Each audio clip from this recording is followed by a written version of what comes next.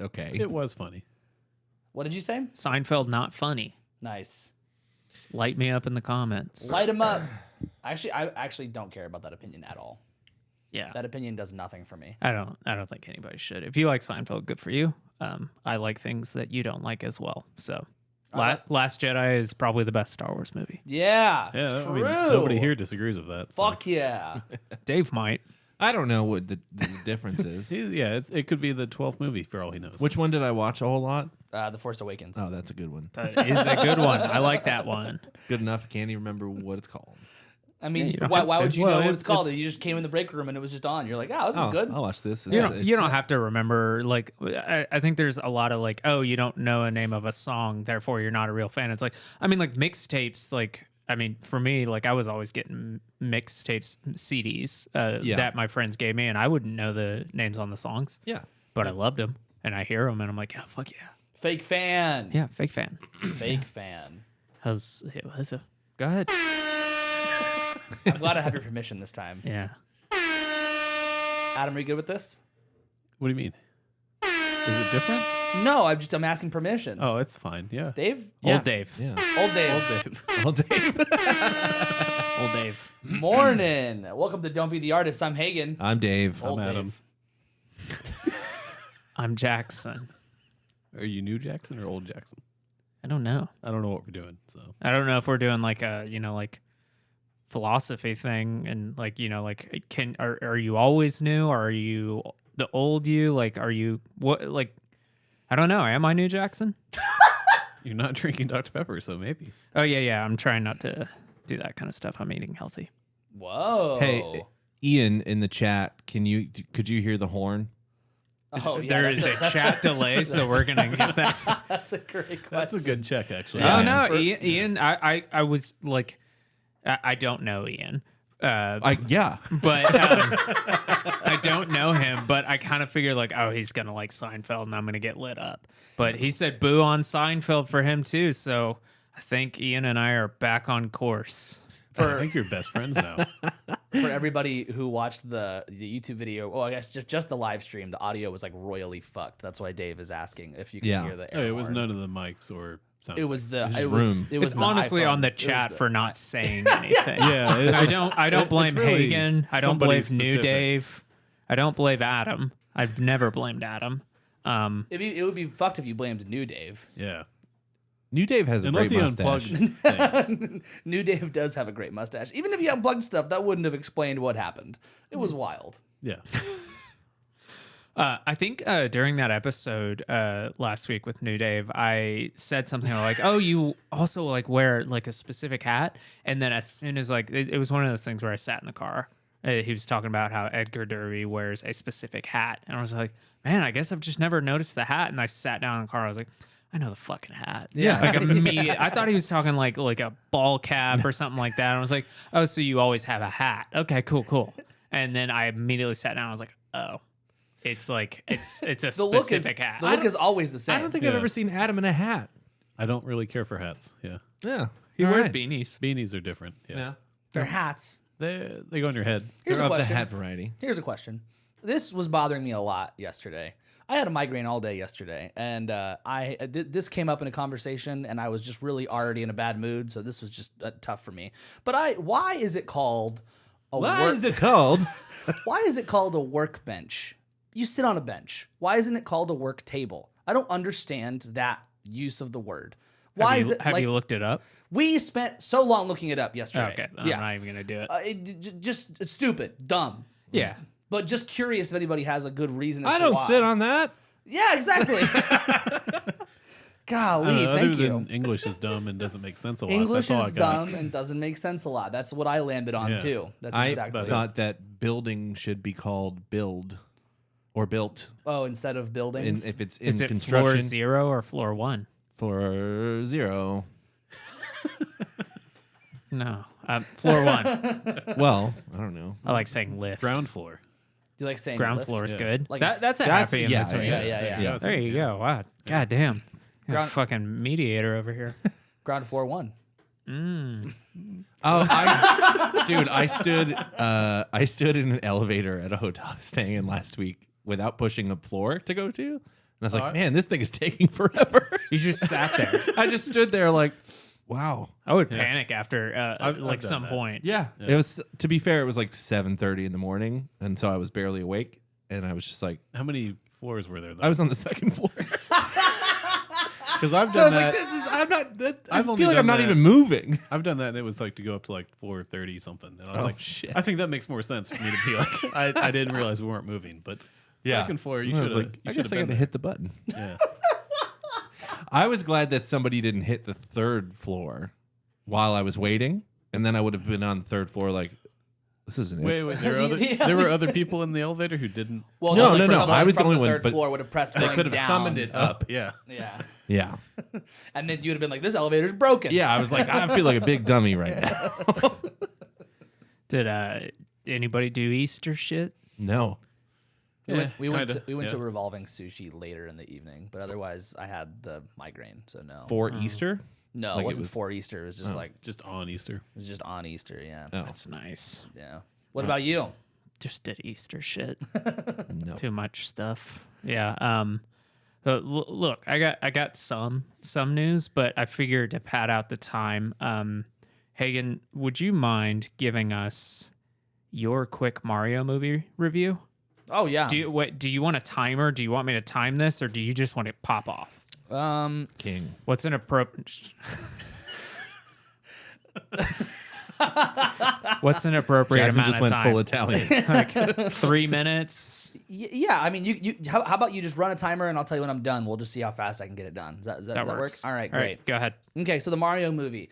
I think it is a excellent, fun movie. It's really great. The voice acting generally pretty good. They have a pretty great early explanation about why the voices sound like they do.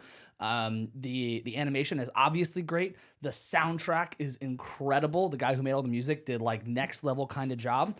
I think the only complaint that I truly could have about the movie is the one moment where Donkey Kong sounds just like Seth Rogen. He just looks at Mario and does the Seth Rogen laugh, and it's like, okay, well, that was Seth Rogen. But otherwise, no complaints about the voice acting, no complaints about anything aside from just that. I thought it was a clean 90 minutes of fun, and I can't wait for them to do another one so I can have another clean 90 minutes of fun and nothing else. If someone walks in that movie and has a bad time, you don't like fun. That's it. Ooh. That's Wow. it. How long was that? That was 55 seconds. Yeah, dude. Yeah, yeah. I feel very passionately about the last thing I said right there. Yeah, I was gonna say I had a feeling you were gonna be very contrarian about it. So But what? But like I haven't seen it. Why? I'm like, not. The negative reviews are about like there's no story plot. There's it's like what do It's you a Mario game. you ever played? video Yeah, movie. have you ever played a Mario game? like what's the emotional attachment to these characters other than just like it's fun, Yeah, we love them, it's right. great. Yeah. Is there a story to Mario Kart I don't know about? No. After like 12 years or whatever it is, or 12 editions or whatever they're on. Yeah, and there's like there's stories to these things, but it's not like we're like Yeah, it's you not know, a big deal. It's yeah. not a fancy story. I could maybe get it if it was like Zelda. There would be if they made like those Yeah. kind of movies. But for Mario, no. I think that it's just about having fun. Should be at least. What's the explanation for the voices? The movie begins with like an ad for the Super Mario Brothers plumbing, and they all are like both them are doing like the super high pitched Mario voices, and then when the ad's done, they're talking to each other and like, do you think their voices are maybe too much?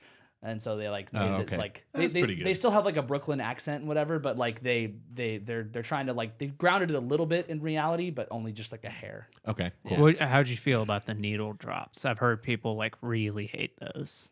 The needle drops. Yeah, like the No Sleep Till Brooklyn Oh, Take on Me, that they feel really out of place. I've heard people saying that. I mean, it's a Once movie. again, I have not did- seen the movie. It's a movie by the Minions people. It's going to happen. Right. It did feel kind of out of place, I guess, but honestly, my only bummer was that it was just something that was playing instead of the soundtrack, Which is but- what I was going to say to Adam is that, like, you're right. Illumination is naturally going to do that if you let them. But, like, there's so much, like, Yeah, It's- there's a lot of cool stuff they yeah. can pull from. Yeah. there's a lot of, like, Mario music that people just love. So, and they did use all of it. Like it's in so many places. And then now like there's a whole, of course, Jack Black probably had in his contract he had to do a song, but there's a song where Bowser sings about Peach, and it is fucking great. And I hope truly that it gets an Oscar nomination. It is like it's not gonna. it is like so good. But like to me, that would be another thing that some people might find to be like pull them out of it because it's like too cheesy and corny. But it's like I think it's perfect. It's what it's supposed to be. Yeah, exactly. Yeah. It's funny. Like, there are people that I like, reviewers who I thought are going to go into this and not be like, oh, this is the best movie ever, but be like, hey, this is a good time. Like, if you have a family and that kind of stuff. But man, like, the two specifically that I'm thinking of came out, and like one of them was like basically just saying like, oh man, like what's the point? Why do I do a video game podcast? This is all, if this is it, what's the point? Like, this is so like, this like product is so nihilistic and just like it's so shitty, and like, and I was just like, whoa, this guy. I didn't expect you to love it, and maybe you even didn't like it, but whoa, he apparently, they were saying like, yeah, in the car ride from the movie, because they like all the hosts had gone to see it together, Yeah. and then like we're driving back, he apparently at one point just said, what's the point of all this? Why are we doing this? And it's like, God damn, you like get paid good money to do this video game podcast, and because of this movie you're like second guessing it. And I was like, holy shit. Yeah, boo-hoo. Yeah. Yeah, it's really. I was talking to someone at work about it, and they were like, "I feel similarly about this. That like how I'm explaining the Mario movie. They're like, I feel like people who went to see Cocaine Bear were expecting something different when it's in the title. That was a great movie. Cocaine Bear, and people are expecting like this, like this truly like incredible. What it's a Cocaine Bear, and I've heard it's great, but I've also heard people be like, "Oh, what the fuck? This is too silly or whatever." So Yeah. Stupid. Yeah, I fully like, I will watch the Super Mario movie. Or what is it called? I think it's I think just that's it. yeah. Yeah. Is movie in the title? I'm not sure, but Man, I have to find out now. I, Oh god, it is. The Super Mario's fuck me. The Super Mario Bros movie. It's a me, Mario's. I think I will see it. I'm not going to see it in theaters, Yeah. but Yeah, me neither. I think I'm going to see it on a plane. Yeah. Specifically when I'm flying somewhere this year.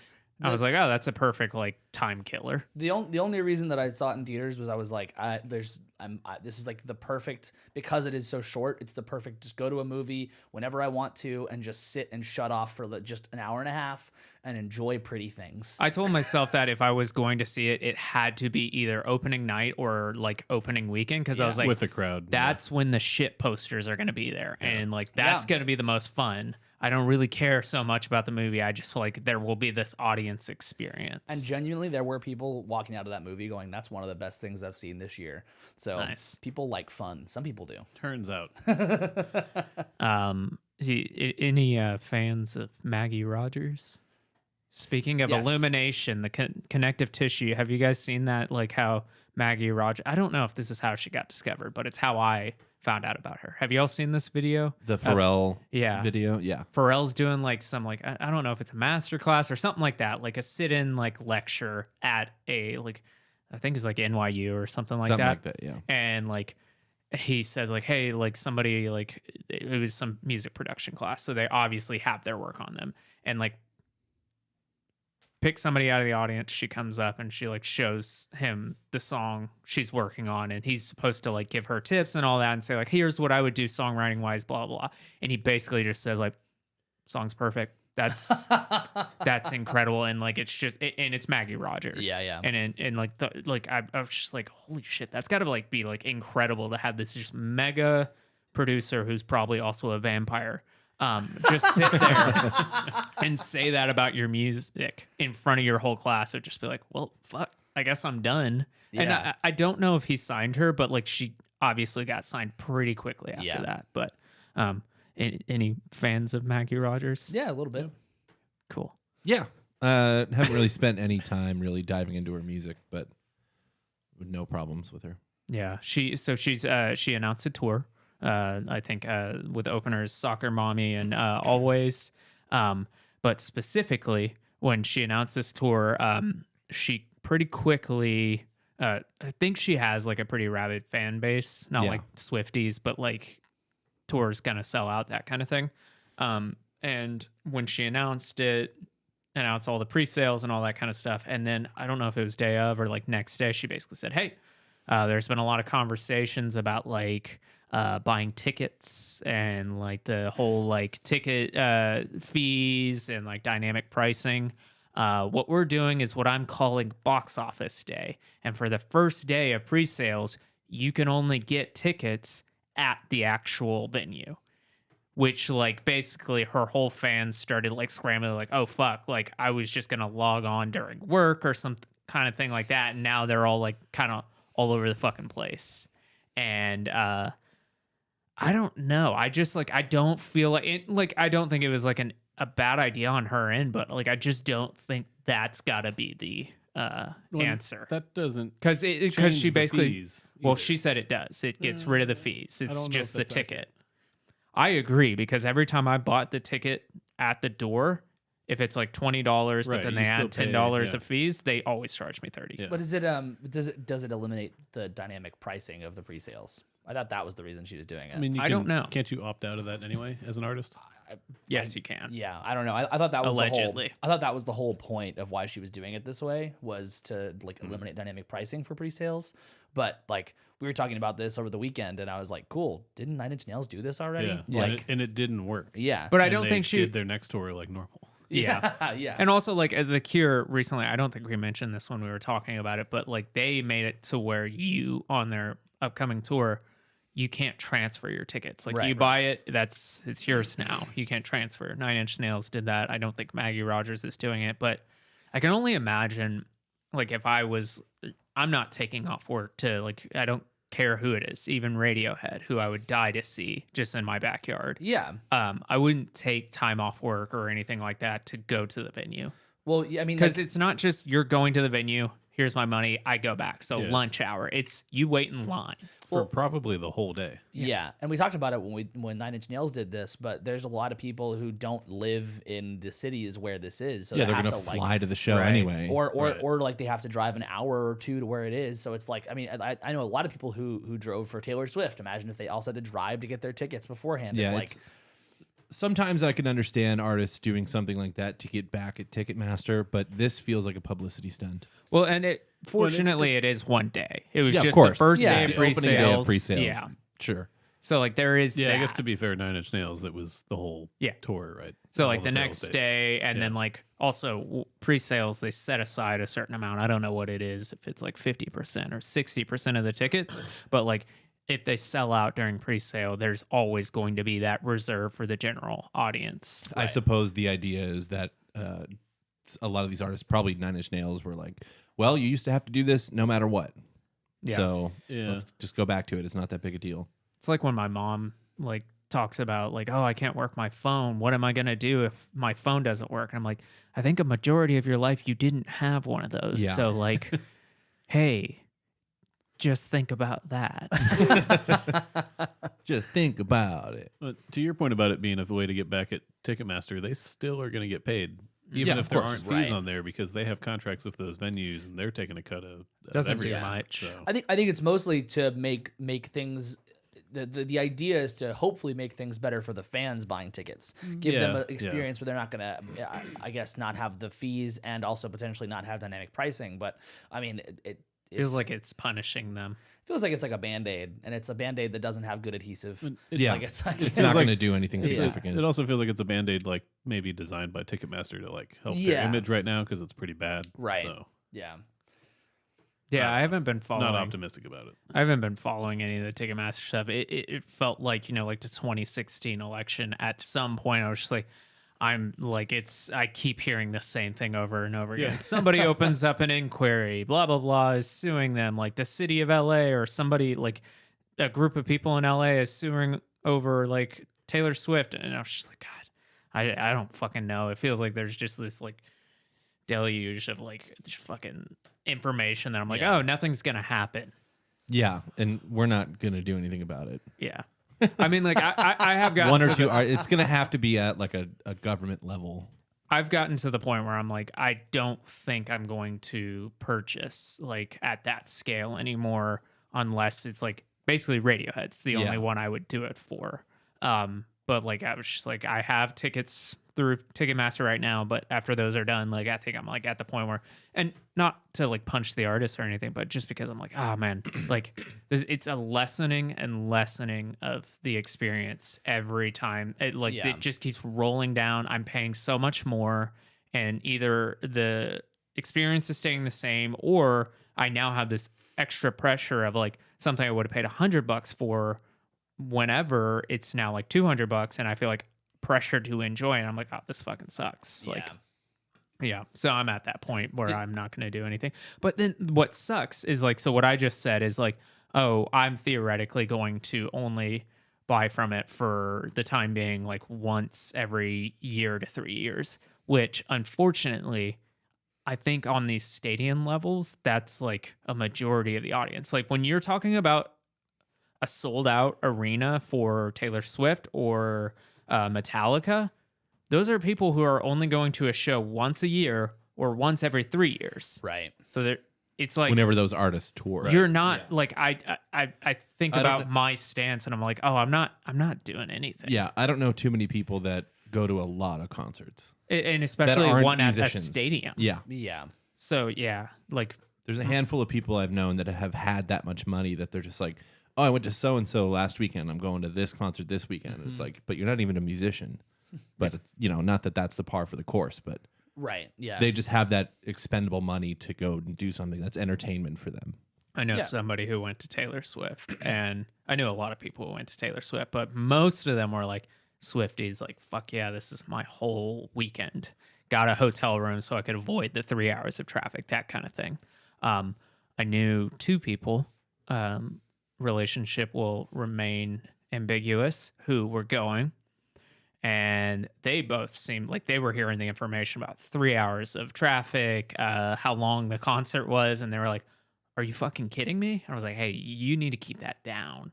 Like if the wrong people, especially because they had box seats, like Yeah. they were feel right like next you to like did Jerry talk about Jones and this that kind of stuff. last week, but maybe not. Well, so I followed up with them and I was like, so how was the show? And they were like, yeah, so I went with like my best friend who has the box seats. And I basically like, I had a great time. We talked most of the concert. Like I just like, I love talking to this person. So like I had a great time and I was just like, I was just smiling so much. I was like, there are people who like are spending so much money for shitty seats. You're in a box seat next to Jerry Jones, just talking the entire talking. concert. She was like, yeah. And then this song would come on and we would know it and we'd be like, yeah. And then we left like 5 songs early to miss the traffic. I was like, this is fucking brilliant. So fucking funny.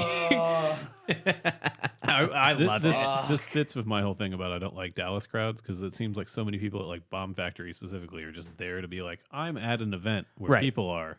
Like, The only reason I didn't say like talk about concert etiquette with this person is because they were in a private box. And I was like, yeah, it's okay, different cool. then. That's fine. Yeah. The talking the It's whole still concert stupid. is okay in It's this stupid situation. to go. You could just go talk and hang out. Like, It was free for them. anywhere else. Because I did ask them, I was like, well, if you don't mind me asking, how much was parking?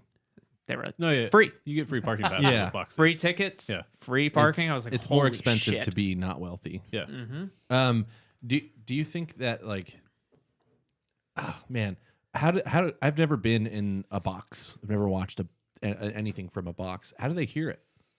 The box usually is have- open. they usually have It's just you have windows. walls Okay. on Yeah. the side. It's Oh, the regular okay. seats. It depends on what type of box. So it's either regular seats with like American Airlines Center. It's just like regular seats with walls on the side, and then there's like maybe like a little like standing area where like you can put like a small catering setup. Oh, okay. There will be really nice ones, but Yeah, I they're was- on like the middle of the arena. They're not Yeah. like close. They're not high up. They're straight in the middle. Even the nice ones have like a balcony thing with like open air, so it's like you're in your own seats. You're just secluded from all the poor people. It's like those like it's like those whenever like at the Olympics and you see like the royal family. It's like it, Yeah, it it's looks like that. Yeah, Yeah.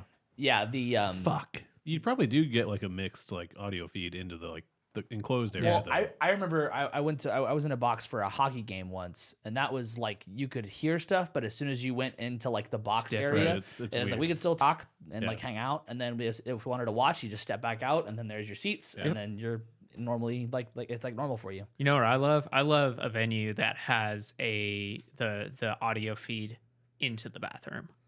Oh, fucking yeah. Oh, I I love think that that's too. great. It's I- normally dog shit, which makes it more fun. As you guys know this about me, I mean Harvest House does that here in Denton, and I Yeah. love it. And those speakers in that bathroom are just like. And it's also like you're not you at least have missing. something though. You have a Yeah. reference for Yeah. what's going What's on. weird about Harvest House is they're not like it's not the type of thing venue where it's like, oh, I might miss my favorite song type Right. of place. Like Yeah. bands like that aren't playing there. And I love it at like the musicals I go to. It's like I have the worst bladder in the world, and like I try not to drink before a musical, but sometimes I do. And so like sometimes I just have to go in the middle of one of the acts, and I get into the bathroom and they're playing, and I'm like, cool, I'm not missing too much. Like I'm not Yeah. seeing it. And sometimes they'll have like depending on the venue, they'll have like a TV in the corner where you can just sit there and watch it. So you have like this row of urinals where all these men are just looking off into the corner. It's beautiful. I've always thought that movie theaters should do that. I thought that too. Have Yeah. dedicated like bathrooms for each theater. It doesn't seem crazy. Oh, that's a good idea. Yeah, that would be great. I would If pay. only- I would yeah. pay more money to go to a place like that. Yeah. There used to be a website that would like tell you like when Or you're when- about to go to yeah. when to go to the bathroom. I think that still exists. Yeah, I'm sure it does. Wait, like at what point in the movie nothing important Yeah. will happen? So like Yeah, if pretty you're going much, to like see the least important stuff. if you're going to see the 3-hour Avatar movie and you're like, well, I just can't do that. There's so much when water in this movie, I'm gonna have to pee. right. Like this website tells you like, hey, whenever Jake does this, like yeah, whenever so and so says a line, like no, whenever you he can gets get his up. blue dick out, like go to You've the got 2 bathroom. minutes. You have 2.5 minutes. Yeah. Yeah. You guys what do you guys call P. Diddy? What's his name? Diddy. Diddy? Diddy. I'll go with that. Yeah, it's I Diddy. didn't- Yeah. Whenever I was writing my notes, I wrote P. Diddy and the article just kept saying Diddy. I was like, I guess I'm in the wrong Yeah. here. He's been Diddy for a while. Okay. Yeah. Okay, so Sean Combs tweeted that you guys may have seen this, but he tweeted that he pays Sting $5,000 a day for sampling. Every breath you take. Yeah, every breath I take without permission, which I didn't know he did that without permission. I think what happened is Sting basically, and so Diddy retweeted this like interview that Sting had done about that song and goes, oh yeah, he pays me $2,000 a day because he sampled that without getting our permission. And so Diddy then retweets it and says it's actually $5,000 a day. I'm gonna And- figure out what that is per year. Well, I could tell you how much it would be from then to now. Yeah, what's that? $50 million so Jesus. far. I So, think, like- I think I would just be like, let's just pull that song back. It never came out. We're not going to deal with Well, this. so here's the thing: God. is he tweets this and like, That's It's- 1.8 million a year. it's obviously facetious. It's not real. Like Yeah. that's obviously, and like so basically, people were like going crazy about it, and then Diddy said, "Hey, I was joking. I don't pay this much. Like, also, Sting and I are really good friends. Yes, I sampled that without permission, but like, we're real good friends." But I think that's fucking hilarious that people genuinely think that he like, yeah, would was have, paying would that be much. paying that and wouldn't have been like, the song is done. We're not. Yeah, just having that pull it. anymore. Yeah, exactly. Yeah. I would get it for a little So bit. much money. Because like, isn't that like a tribute to Biggie? Notorious Yeah. B.I.G. Yeah, because like I think it came out like a couple months after he died, and that's what the song's about. But so it was probably just the guitar part that he sampled, because the vocals, obviously Sting's not in that song. Well, It's re-recorded They do vocals. the like the kind of the chorus, like a choir. Yeah. Yeah. I don't know. I never think about the song, so I was just kind of like, man, $5,000 a day, dude. Maybe you just like yank that one off. Yeah, it's just it. I don't know. Which speaking of sampling without permission, this brings us into our topic. Here's another thing where we were talking about autotune previously, and then I said, hey, it'd be a great idea to talk about sampling, specifically because sampling seems to be not exclusively, but prevalent in rap music, which I think is kind of a blind spot for us, and especially like the early rap music when this was like trailblazing. I think that's more of a blind spot for us. I think it's safe to say none of us are like super big LL Cool J fans, except for maybe Hagen and me.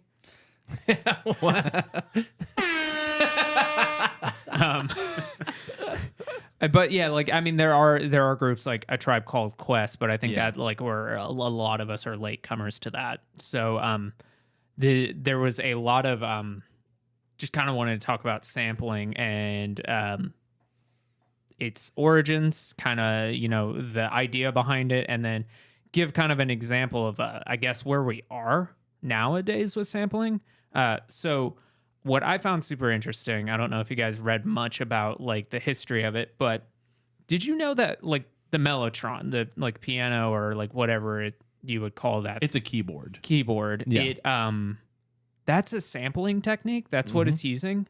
You press the key and it activates like a player head on a piece of tape, which it then activates the noise that it has, which then has, I actually just learned about this week, that keys have a thing called after touch, like sensitivity, to where like most synthesizers, like nice synthesizers now, like you'll play it down and it plays the same no matter what you're playing, it'll play that sound. But then once you fully express the keys down, you can press a little harder, and depending on what you set the key to or the parameter The to, velocity, I think it'll it is. do something. Yeah. So like what I was doing this week is basically I was like, hey, I want it to sound like when we're pressing the keys, I want it to sound like you're listening through a pillow, but I want it to slowly get louder. I was like, are we going to have to do that after the fact? Because I think that's actually a bad idea. Do you want me to ride the knob? And they're like, oh no, we can do it with aftertouch. And then like, I was like, what the fuck's that? And then they showed me, I was like, holy shit. So like Mellotrons, apparently that's like a really like one of the first instances of it, because like when the harder you would play it, the like at the little player head would hit the tape a little bit differently, making it react, in a different way. Yeah, then- and some of them you can add vibrato to a note. Yeah. too. Yeah. That's so cool. I had no clue that sampling was part of that. So like there's all these like synthesizers. I would say that's probably, from what I've read, is that sampling became a thing, an idea, and a coined term, I guess, in like the 70s, when you're having these like Casio synthesizers you can like just sing into it and then it'll play it back. And Like Stevie Wonder on Family, I think it was Family Matters, or it might have been. I totally meant to bring my synthesizer to like do a little demo. Fuck me. Yeah, but like I have a bunch of patches on like my like synthesizer that I have that like it's me singing into it, or I've got like I heard a noise and I recorded it and it's now like it's a synth sound. Like Sorry, it was Stevie Wonder on the Bill Cosby Show. Yeah. wait, I'm sorry, what was this age story? He brought in a sampler and took a sample of someone's voice, one of the kids' voices, and it was like every key was Yeah.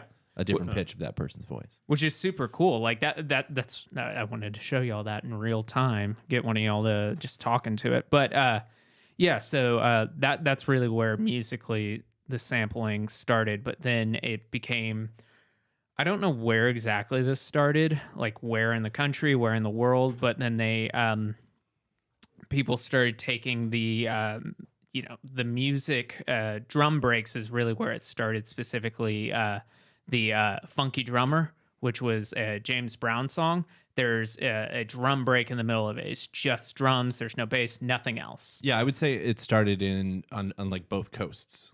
Like the Bronx was a big Yeah, I know place New for it, York like was a huge. Grandmaster Flash. Oh, yeah, because they would be doing like DJ sets, and they would have the same copy of, say, the Funky Drummer, where they could they had the portion of the record of the vinyl where that break was, and then they could play it over and over again, switch back and forth between Yeah.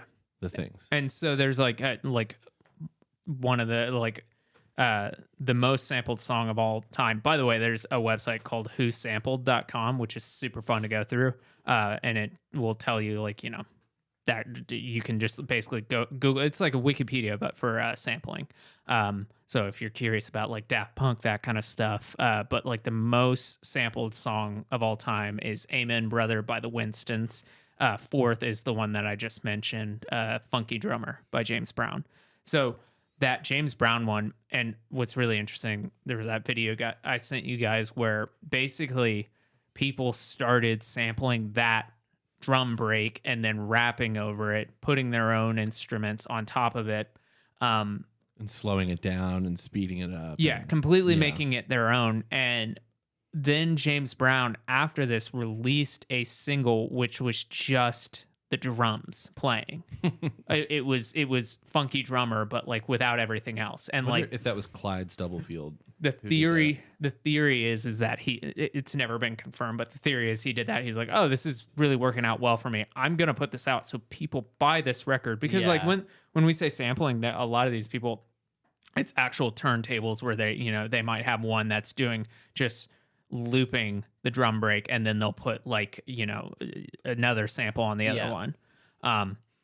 So Yeah, it was Clyde Stubblefield, and he got no credit for that. of course Of course not, but like, But basically, as we're talking about, like where I'm primarily focused, there's a rap collective. It was Tribe Called Quest, Queen Latifah, and then God, the fucking band we're talking about today, De La Soul, and groups like that. I forget what that group was called, but it was just this kind of like collective of hip hop musicians who were all collaborating at the time, and it's all primarily sampled bass. And in that same area, you have like Rick Rubin, who's starting like Def Jam, and specifically at that time, obviously Beastie Boys.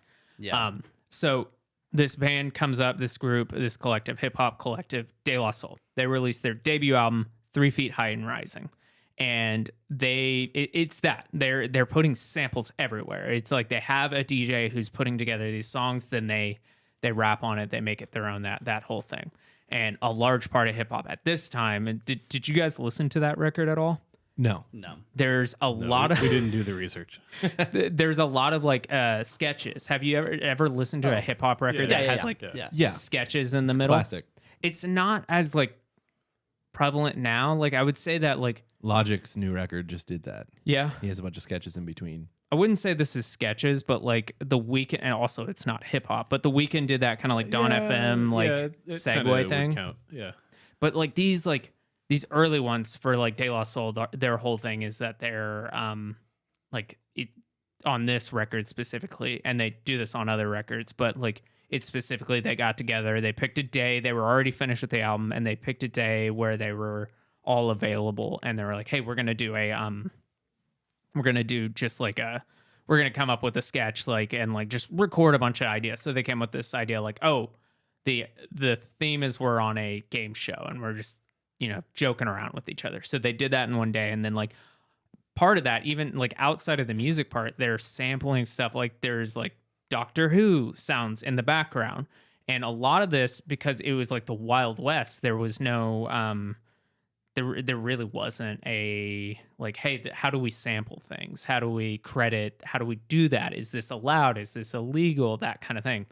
There wasn't that. Because they were probably thinking like, maybe 200 people, 500 people are going to hear this record. It's not going to be a big deal. They're literally in high school, and they're exactly. 16 years old. Yeah. And so they're just having fun and just doing that. They're not thinking about it much. And then so they get to the point where they are ready to release it. They signed to Tommy Boy Records, who just is basically like, hey, we'll do this with you, but we got to figure out the sample situation.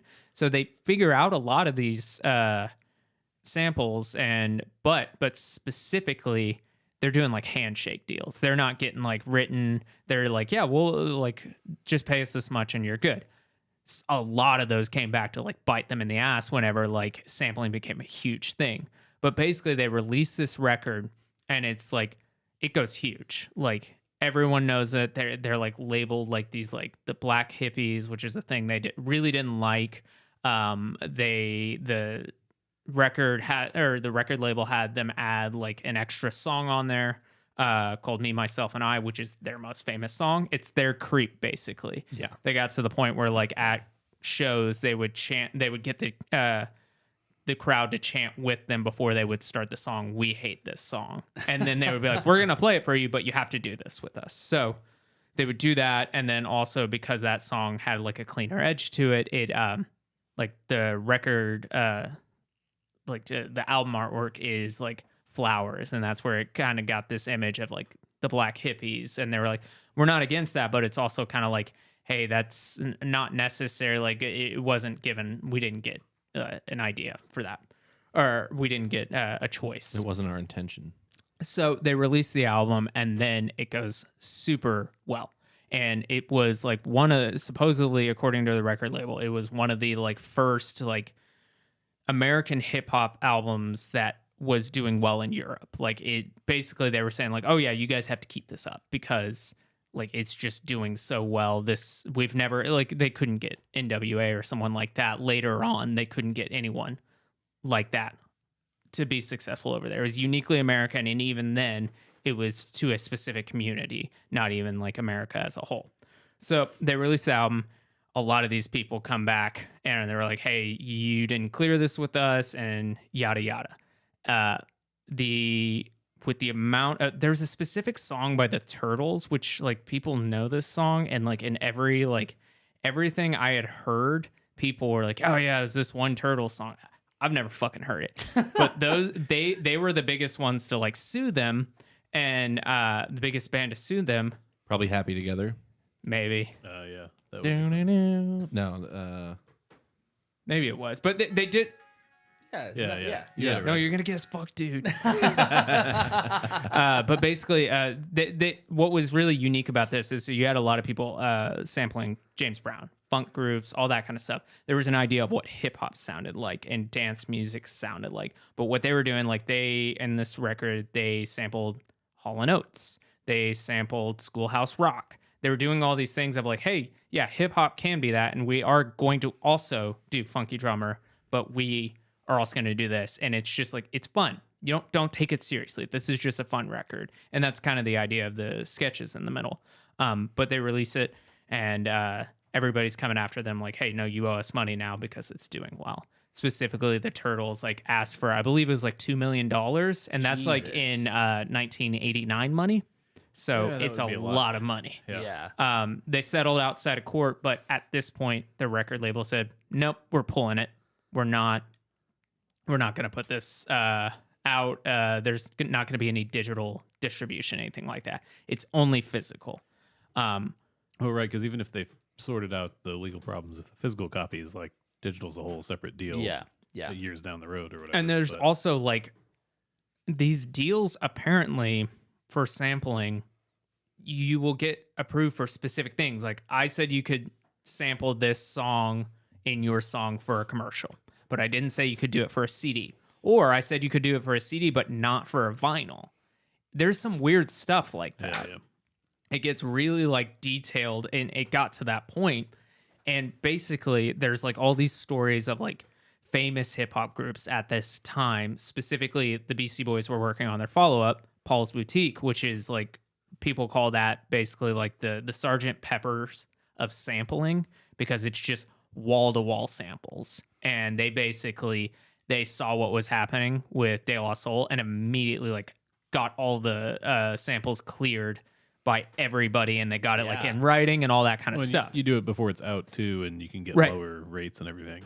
But like not only do it before they're out, but like get it in writing. Don't Yeah. it's not Right, yeah. handshake like Yeah. here's $500. It's like It's not. I need It's not the 1850s. Yeah. Right. Yeah. So Handshake deals don't work. For a shilling. we'll try telling high schoolers that. And a horse. Yeah, Well, exactly. You can't blame them for that first scenario because like Right. they couldn't have known any better. Like Right. that's not the kind of thing they could realistically be thinking about. So the whole reason that I bring this up, this De La Soul, I want to say, yeah. So in 2023, it was this year. I forget the exact date. I think it was maybe a month ago. De La Soul. So for between 1989 to now, obviously they weren't on streaming for a while and weren't distributed in specific ways. Like Warner Brothers got their, I think Warner Media got their catalog and basically just stopped releasing it. So like they could only make money by performing. And then they were getting these like offers of how they could get around it, but they were whenever Tommy Boy then just the records acquired it again and basically said, okay, this is now in the streaming world. And they're like, we can do a digital distribution on iTunes, streaming, all that kind of stuff. We can do it. But De La Soul said, hey, we had a really good deal. And then they came back to us at the like last minute and said, hey, the deal is we're going to get 90% and you're going to get 10%. And even though we want everybody to have access to this, we just couldn't do that. And like, so it's basically their option was 10% or nothing. Jeez. And it's just like in that situation, these people are being fucked over just, for the music that they make or their art. And so it got me thinking it's now on streaming everywhere. Did they have to re-record anything or take out any Yes. samples and adjust stuff? Because They I would did. imagine there's a lot they couldn't get cleared. I think some of the Doctor Who stuff got taken out. So that's this whole subject of like there's this whole and it specifically hip hop, and I'm sure there's a lot of dance music. It's the same way that has been changed or is not being cataloged in the proper way. Right. Like it is now it's changing in a way that like, oh, this isn't the original album. So people who have pirated it or have gotten it on vinyl beforehand, it's a completely Have different album. copy. Yeah. Yeah, which can be cool, but it's also in this instance kind of like Yeah, that's. I mean, not to go back to Star Wars again, but like the same deal. Like they made the special editions. Supposedly Disney doesn't have the originals, and those are just lost forever. Yeah. that was Like, part of the that like kinda purchase, sucks. right? Yeah. Like Yeah. to lose the original of something. Well, it definitely, I would say, like in the case of this, especially, it sucks to lose the original of something. It's Right. like with Star Wars, it's like, yeah, that does suck, but we'd already gotten all the other special editions before. Yeah, and I mean, yeah, I guess the thing is like it should be like at least archived somewhere. Yeah, of in, course. I mean, I guess Star Wars maybe is in the Library of Congress, but like this should be in that kind of same thing where like, Yeah. So, it and should get have this. copies that exist as they originally did. Yeah. Otherwise, it's similar, but it's potentially substantially different. Well, and it's like a pretty important like moment in time of like, hey, this is an album that did really well and got shit on. Right. People should look at this and learn from this, and not just like, Like sue it into oblivion. yeah, exactly. Yeah. And so get this, in 2010, this only in 2023, this year, got digital distribution. In 2010, this was put into the Library of Congress. Oh, And you couldn't get the fucking right. record. You probably couldn't. Ask Isn't for that it. crazy? Yeah.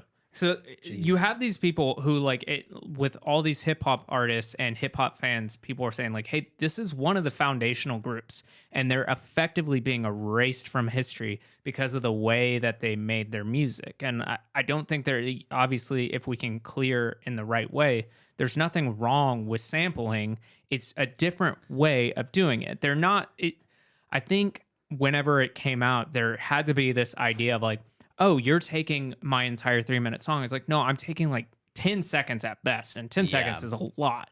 Yeah. Like I'm taking It's like, usually a sound effect or Yeah. like, Or, or like, like, a two lyric. measures. Yeah, exactly. and I'm yeah. putting Not you with much. like 80 other people. Yeah. Like it's like it's not just you. No one's gonna know it's you, Rod Stewart. It's like Yeah. everyone. Well, like there's that. I mean, it's a newer example, I suppose, but like there's that Anderson .Paak song that uses a Hiatus Coyote song. It basically uses like the main section of like the verse. Yeah, it's a lot of it. Yeah, but like, he even uses like the chorus when she sings at the end of the song and ends it that way. But I know a lot of people that know that. I put that on with a large group of people once, and they're like, "Oh, Anderson .Paak." I'm like, "Nope, Hiatus Coyote." Hiatus Coyote. but that's like he still didn't even sample. Like he sampled like probably like you said like 2 maybe 4 bars of the song, and that's enough to be enough, like yeah. Anderson .Paak made it a brand new thing. Well, and even on top of that, like I have a friend who like a lot of he's a producer and a lot of his music is sample based. And in high school, whenever he was doing this, he would show me his music. I was like, dude, how the fuck are you sounding like that? I'm like barely recording a guitar. And he's like, oh, it's samples. And I was like, oh.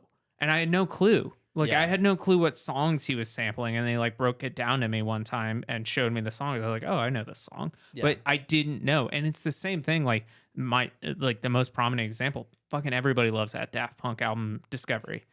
That album is like, I would say probably like 80% samples.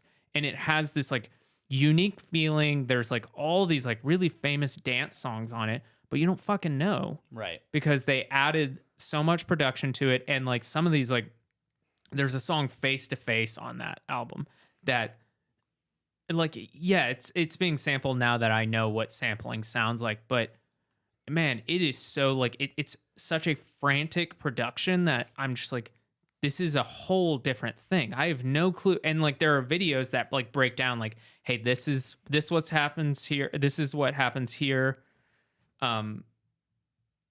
They will like they'll show in these videos like, oh, it flips backwards right here. They added this effect right here, and they'll add this and this. And it's just like, holy shit, that's a whole different sound. It sounds like a fucking whale now. It's an art.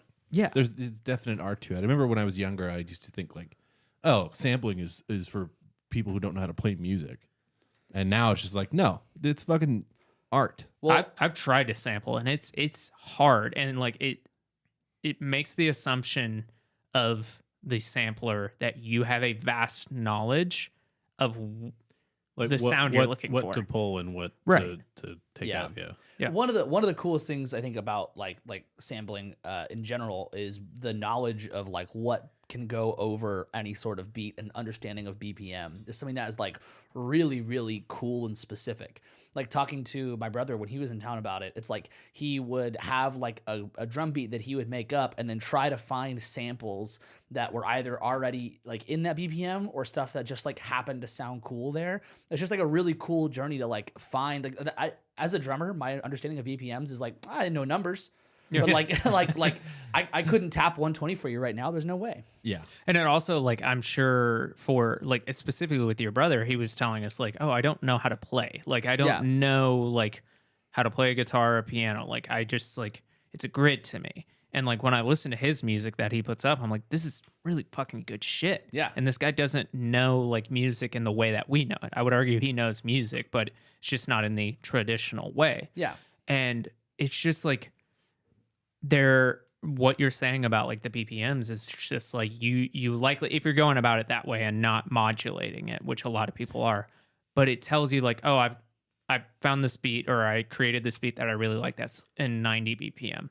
I know that that's going to be a lot of ballads, so maybe this song's a ballad now. Yeah. Or if it's like, oh, it's 150 BPM. Okay, that's really fast. So like, okay, this is now like, it's probably going to be a big pop song or more aggressive song. Yeah.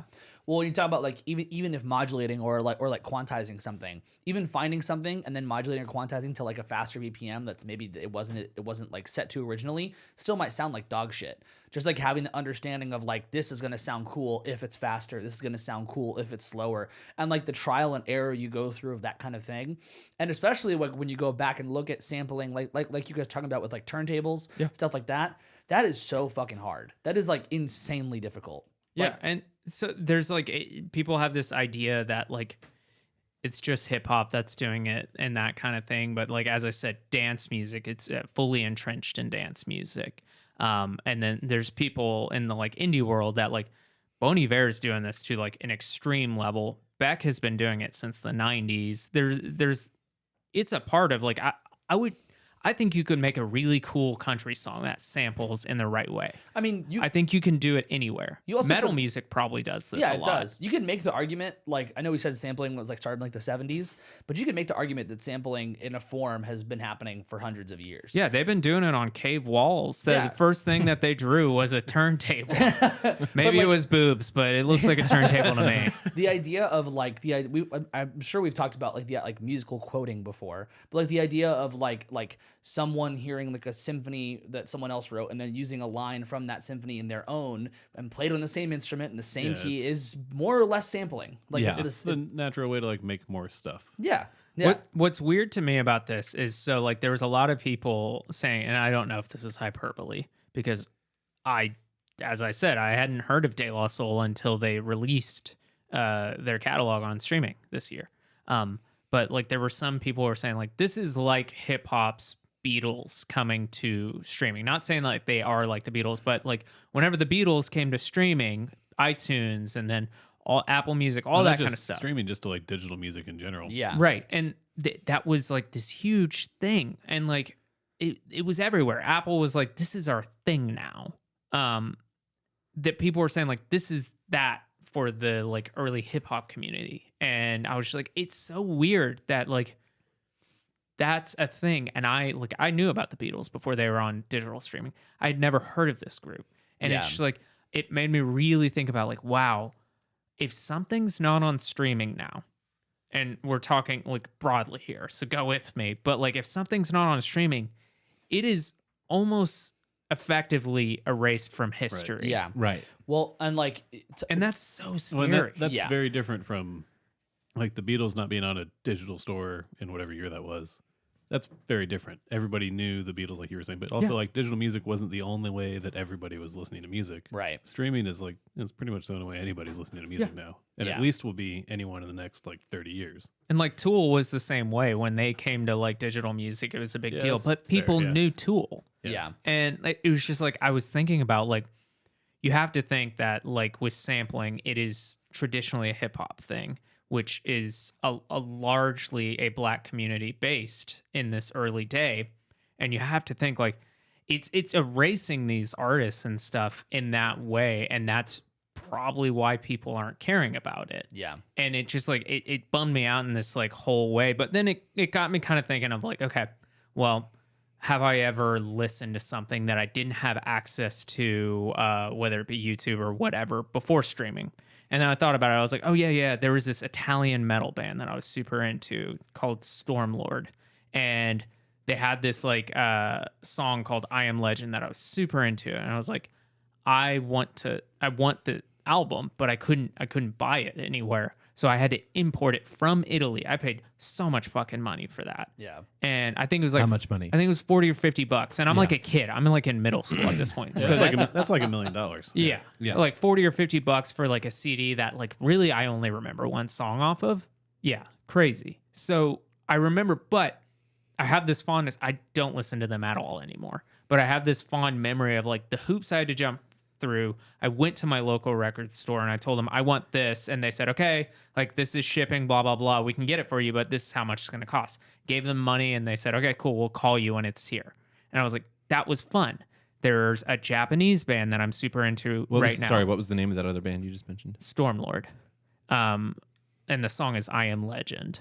But like there's a Japanese band I'm really into right now called Number Girl, and they have I think 4 or 5 albums total. They have one of them officially released in America. You can listen to them on YouTube. But all the physicals are in Japan, and to get them from Japan, they know people want them, so they're like jacked up really high. Yeah. I'm going to Japan later this year, so I'm like, I told like my partner, I was like, I'm not really gonna buy a ton of like souvenirs, but that's the thing I'm gonna buy. If I can find Number Girl like vinyl or CD and I can get all of it, that's gonna be my portion of the suitcase coming back. That's my thing. And I was thinking like that there is that kind of fun.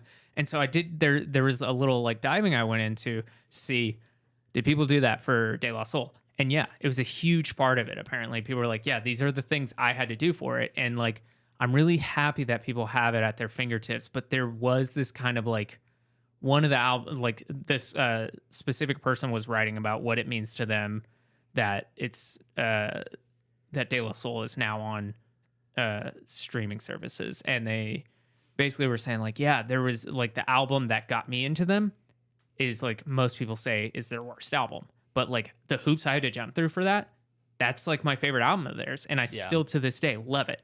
And they were just kind of saying like there is that kind of like with streaming that you don't get that same like sense of ownership or sense of like, hey, I've committed this much effort to just getting it, so now I have to like it, right? And I think about that and I was like, wow, I definitely do that with streaming. I listen to maybe about 3 to 5 albums a day. And a lot of that Fridays, I only listen to new music that's released that day. And so like sometimes I'll listen to like 9 albums that day, but then I just like don't listen to them again if they don't really like do something. I was like, that sucks. That sucks that like now that I'm doing that. Yeah. And I know that that's from streaming. It's not like oh, the world is changing. It's like, oh, it's because I now use streaming in this way. Yeah, I mean, like talking about like the hip hop community and the journey of finding stuff, it's a little bit different now streaming. I'll say more than a little bit different.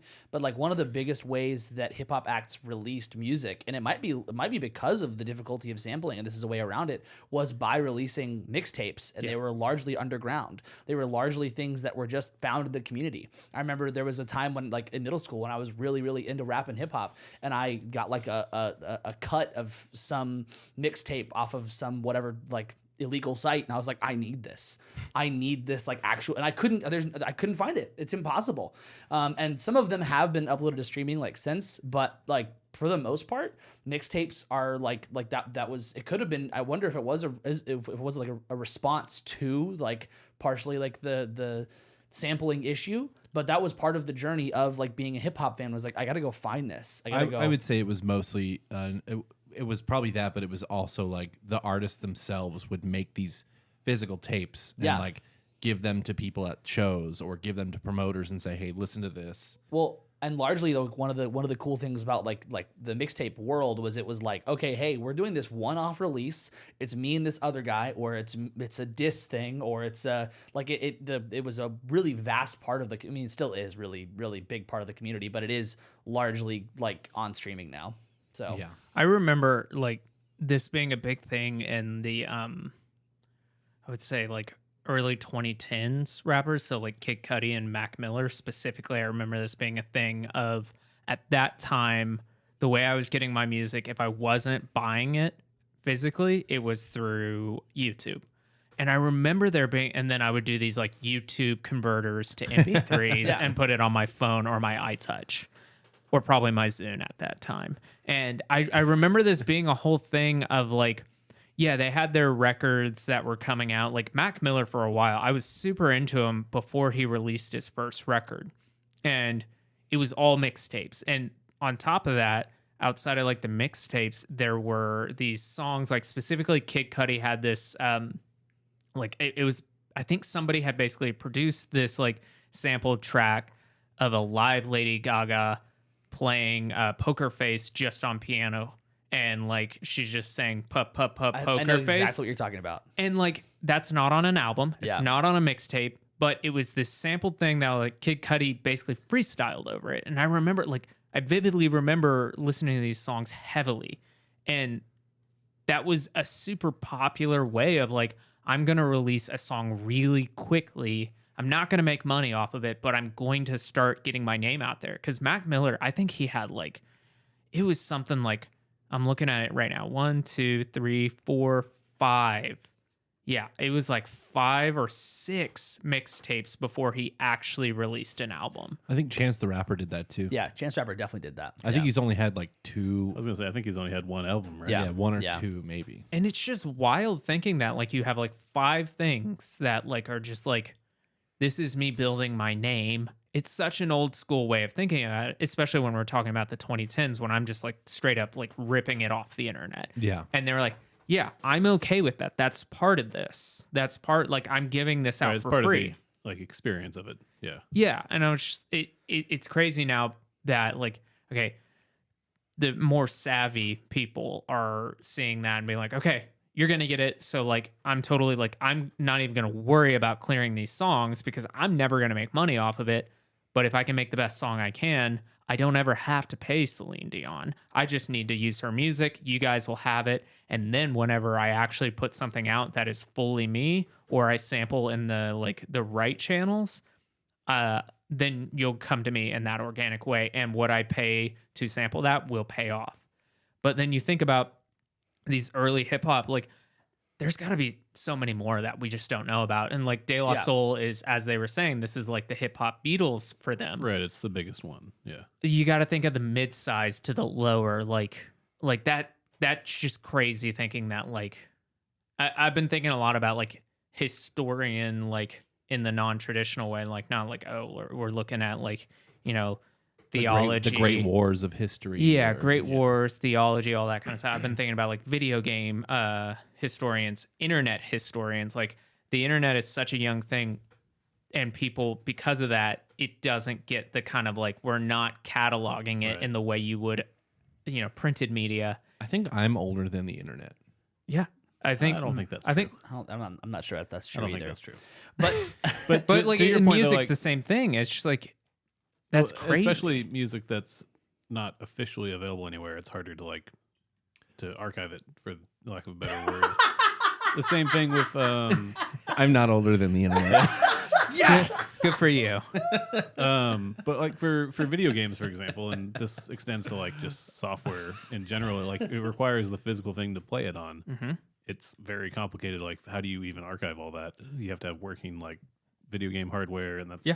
the whole thing. And this kind of fits in that like equivalent of it for music. It's like it's too Yeah. hard to legally figure out how to archive it. How does that work for anybody? well, and like you talk about like how many people went like just didn't make it like or like Yeah, the how much is mid-size, just right? lost to time? But even. like if you watch like any documentaries about like the old rap and hip hop scenes, there's a lot of like things we'll talk about like these legendary rappers that were part of like communities that were like, you know, like whether it be like Tupac or Biggie, like part of their communities, no one knows who they are. Yeah. Well, I think about bands like even in our community, and not that like we really right now have anyone in the Denton community or DFW community that has like risen to the ranks to like say like, oh, this is, check these bands out. But I think about bands that I'm like, were incredible, formative for me, that are no longer bands. So like Criminal Birds. And I Right. think about like, they have recorded music too, but that's a whole other thing of like there are tons of bands and rappers and stuff that never record Yeah. anything. Like Yeah. there's no record of it at all. Speaking of, say hi to Taylor because he's probably listening. hi, Taylor. Hi, Taylor. But I think about like these like formative bands to me on a smaller level, but then also like on that level, like an artist. Like I feel like people are always talking about like Tom Waits and stuff like that as an influence for them. And it's just like, yeah, but like the general population doesn't listen to Tom Waits Right. and that kind of stuff. And I think about like, man, who's getting erased from history? And is that okay? Am I okay with that? That kind of thing. Because like, you know, are you doing it to have a lasting legacy, or are you doing it because you genuinely like the act of creating? I think like high schoolers who made something really cool getting punished for making a mistake and then being erased from history is not an okay thing. Right. Yeah, And being right. Yeah. as influential as they are, it's surprising to me that the artists or labels that are involved with what they sampled just didn't say as like a goodwill gesture, like, yeah, it's fine. We'll just forget don't about do it it. again. Right. Well, and not may- even that, but like just put this on streaming, and how about nobody makes money on it? Like, Yeah. maybe they would be cool with that. I Yeah. don't know. but- Maybe for them now, the fact that it's on streaming and because you were saying they had to keep performing to keep making a living, presumably. They are technically still a group. So yeah. So yeah, maybe this will be some sort of like a retirement. So and here's the sad thing like about this. 1/5 of a Yeah, cent. yeah. So they had been given Fuck, that's so deflating. they had been given the opportunities to put their music out in a digital way and all that, but they kept saying like, no, we're getting fucked over just because you know our situation and know how quote unquote Right, desperate we are. We have to set the precedent that you can't do this to people. And so good on them for doing that. But like at the end of the day, on the personal level, you have to wonder if it was worth it for them, because so there's 3 people in the group. One of them passed away like 2 weeks before. Yeah. Fuck. So what's Yeah. bright side is that these things don't happen in 2 weeks. They didn't put it out because he passed away. He had to have known this was coming. It's just super sad that he didn't get to see that day because Or it see was the impact it yeah, will have. Yeah. it was a huge thing when it came out. That's why I'm talking about it. Why I've listened to all their albums now is because people were talking about it. Like my favorite band, Coheed and Cambria, they were talking about it. The two like most prominent guys, the guitarist and the singer, they were both talking about like, yeah, we're from New York and we remember listening to this when we were growing up. So we went to the store and bought it on vinyl. I was just like, okay, I'll check this out. Everybody's talking about it, and now this like prog rock band is like now talking about it. Okay, there's definitely some crossover here. Yeah. So it's super sad, like, but you have to think like on the personal level, was it worth it to them that like he didn't get to see that day, but also knowing that they did like really hold true and like did set a good precedent. Right. I don't know what Like the actual that they deal won, was. basically. Yeah. Clearly they accepted. You have to wonder like where did they give, and like some of it had to have been like, hey, you have to re-record these things. Right. This song's a little different, that kind of stuff. But you have to hope that they're getting a fair business side of it. Yeah. Yeah. Yeah. But all in all, like as I said, if you're one of those people that you're like, oh yeah, I'm just not into that like early sampling hip hop, as I was saying, like, you know, like the LL Cool J's, Tribe Called Quest, all that kind of stuff. That song, Can You Dig It? That what's that song that it samples? The Oh, that's Lou Reed, Walk on the Wild Side. Oh, is it? Yeah. So like super famous, and like I sing that song, I say Can You Dig It, and everybody around me Yes, you can. yeah, like super famous. Yeah. That's like a party trick you can pull out anywhere, and then immediately you've broken the ice. And so like if that's not your style, as I said, dance music like that, like especially the European dance music of like the 90s and 2000s specifically, just go listen to Daft Punk. That's all sampled. There's so many great videos showing you like, hey, this is what's sampled here and this is how it's Well, done. I mean, like I think about like seeing clips from like EDM festivals from like 2010 to now, and some of the biggest moments of those festivals is when a DJ will start playing like a SpongeBob clip, and then there'll be a huge drop into whatever like the big moment of the song is, and then there's still a SpongeBob sample that pops out during like the breakdown. It's like those kinds of things are, but like you said, huge in like dance music, and are really like they're probably one of the most important things to EDM. This just reminded me. Did you ever listen to like metalcore music? Like I Wrestled a Bear once, that kind of stuff. Yeah. That was a huge thing in that Yeah. scene of sampling like movie clips. Quotes from movies. Yeah. The band, God, I think it was Dr. Acula. Yeah. They had this specific song that quoted the like Goodfellas, I remember growing up, I only wanted to be one thing, a gangster. And then it just starts this like really heavy song. Man, that was such a prominent thing to do in the emo hardcore culture. Yeah. Yeah, of, Enter like, the Shikari. early Enter Shikari was 2000s. huge at this because Enter Super Shikari like had a keyboard player that also played like all that stuff. Yeah. Slipknot was using samples. I've seen bands that had a keyboard player that didn't play notes. Yeah. That only triggered samples. Yeah. Yeah. Jumping ahead a little bit, but like Linkin Park also was doing that. Literally, I was watching their Live from Texas DVD this week, and like they cut over to Joe Hahn, Dallas's own Joe Hahn. And like I'm thinking like, okay, he's gonna have a digital setup. I know it's like early 2000s, but he'll have a digital setup. No, dude's got a fucking crate full of records. I was like, what That the shit is fuck? crazy. Him and Mike Shinoda are sitting there just like swapping records. I was like, what are you doing? It's one like as Metallica's on next, dude. Stop. it's one thing to have like be a DJ and have a Rolodex, I guess you could say, of like songs in your computer. Yeah. But to have crates is like fucking insane. That makes me so nervous. Like the local theater that I go to, the Texas Theater, they'll typically have a DJ out there at the end of the night, just kind of like spinning records. And it's not like the kind of what we're talking about, like record scratches or anything like that. But I see them like they have a crate full of like maybe 20 or 30 records. I'm like, oh God, that's stressful. And like they're queuing them up, and I was like, how do you get them perfectly lined up? Like I can't even fucking do that. How do you That's why keep they track need of what headphones. song is when, too? It's incredible. It's encyclopedic. Definitely that. If no one's ever used like any sort of like DJ like module and like with the headphones, like seeing how that works, it's super duper fun. Like Yeah. it is Very creative. Yeah, I've used one board that didn't have it had like basically like the size of where vinyl would go, but it wasn't actual vinyl. But you still had to do all the timing stuff on the board itself. It wasn't a computer. You would like download stuff into the board. But yeah, it's like very, very like the placement of the needle is the toughest part. But that's also again why you have headphones, because then if you don't place it right, you can hear it Yeah, and you then sit put there it and figure it, exactly yeah. right. Yeah. Yeah, there are faders for that, Yeah. that only play in the headphones. Yeah. But it must have gotten better because we have people like Kanye West, who is really good at sampling, and Yeah. that's a big part of his production style for his own music Yeah, like and for famously other that people's. song "Strange Fruit" Yeah, for the song from Yeezus, "Blood on the Leaves." It's like it's a masterclass Yeah. use of that song. so maybe De La Soul served as the what not to do, and hopefully it's gotten better. Right. In the worst case scenario, that is it. And Yeah. it's just unfortunate that there's like casualty. Well, there still are, because there's a lot of like young beat makers, like talking to my brother about this. It's like he puts his beats up for people to use, but it's like there's still like a lot of risk and using the wrong sample. It's another reason why people that are coming up in any genre of music should get to know the history of that music. Yeah. There are some rappers, I've seen Little Yachty, I think it was, say like, why do I need to know about Notorious B.I.G.? Like, fuck those people. They're the old people. It's like, well, you could learn a lot from them.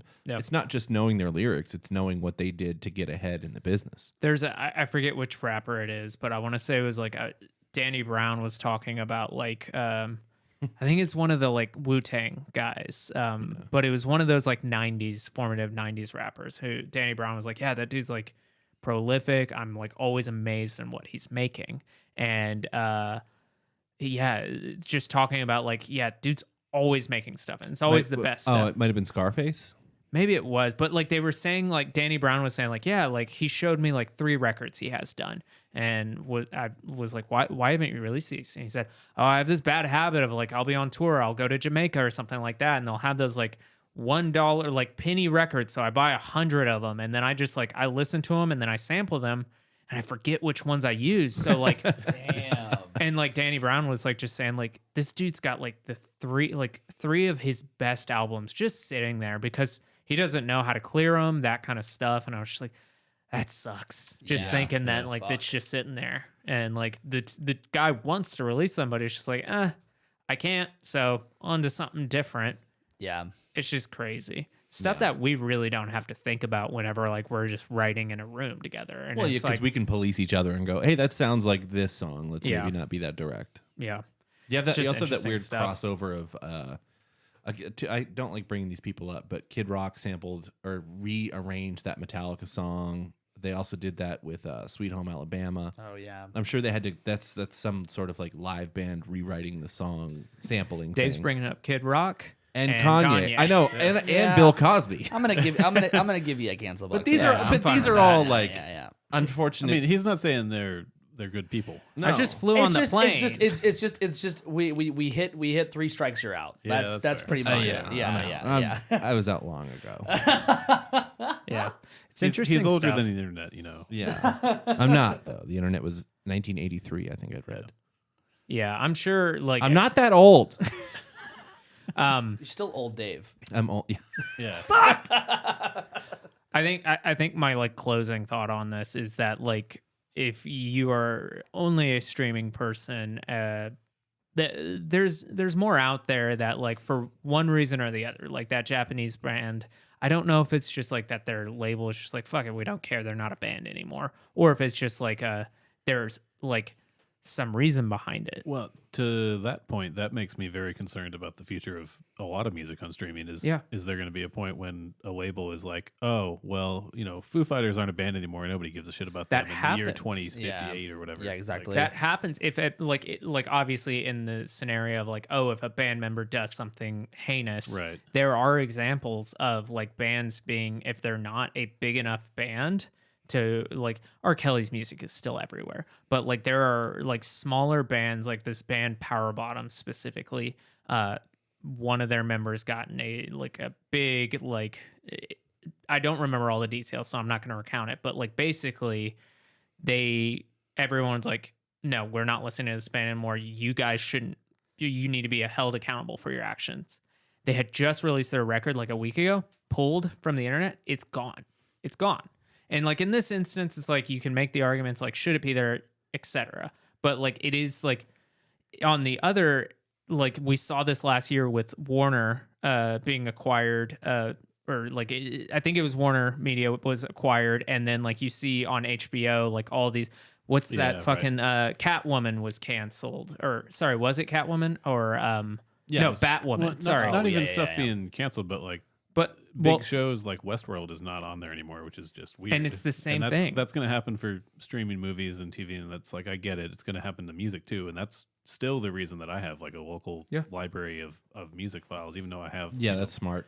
Because Tidal and everything is like I'm still downloading, definitely not legally purchased copies of some things that I'd like to keep in case something happens in the future as a. But I'm with you. A librarian or archivist or something. Yeah, I think I've strayed too far. And like I'm starting to realize that with this whole saga. Something is gonna disappear that you wanted to listen to, and then everybody's gonna be like, oh. Well, this is what happens now. Like that was the thing for me with Apple Music was like one of the David Bowie albums disappeared, and I was like, what the fuck? Like that's something that I bought and now it's gone. Like, all right, I'm done with this. That happened to me this week. I was like trying to listen to the Klaus Nomi records, and like I was like, oh, they're not on streaming anymore. What the fuck? Right, like, so I had to go one day. I had to just go listen to them on YouTube on like this terrible rip of it, and then like with that like HBO thing, like outside of like things just being canceled, which is a bit different, but like as you were saying, but like it's a huge thing with animation. Like animators are like. There's this guy Olin Rogers that I've been like following since like YouTube days, and then like I think the show is called like Final Space or something, but had like 3 seasons, and like it was like his like child, and basically as part of this acquisition, it was on HBO Max, and like they just like they took it off. Right, they just there's no the deal. physicals. Yeah, you can't watch it anywhere unless it's like on that like freecartoons.com. Right. That's the only place you can watch it. Imagine your entire life's work right there just being taken away and written off as a tax credit. Yeah. That's fucked. Well, that's crazy. The no physicals thing is probably going to be a bigger deal for music. It's obviously not now. Most things will get made into a physical release of like a CD or something, right? Because it's not that big of a deal to do that. But you're not going to be able to find that for a small band. Well, I mean, like the people are still doing like the CD stuff, but like it's becoming a lot less. Right. I mean, like there's going to be a point where it stops, where it's like exactly. Netflix doesn't publish their shows on a DVD.